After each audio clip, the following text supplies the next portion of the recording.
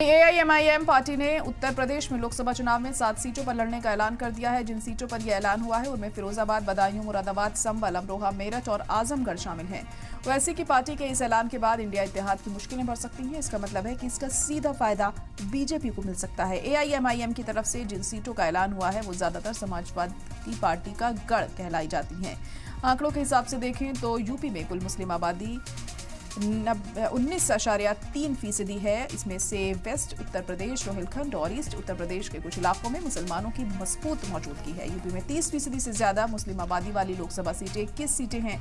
UP में मुस्लिम बहुल सीटों की बात करें तो इसमें सहारनपुर, मेरठ, कैराना, बिजनौर, अमरोहा, मुरादाबाद, रामपुर, संभल, बुलंदशहर, अलीगढ़, घोसी और गाजीपुर है। माना जा रहा है कि अगर एआईएमआईएम चुनाव लड़ी तो इन सीटों पर सीधा असर पड़ सकता है।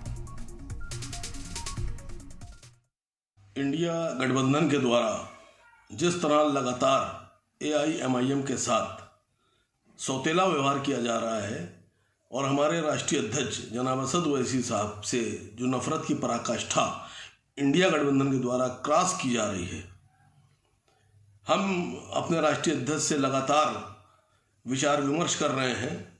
हमारी 3 राउंड की वार्ता हो चुकी है।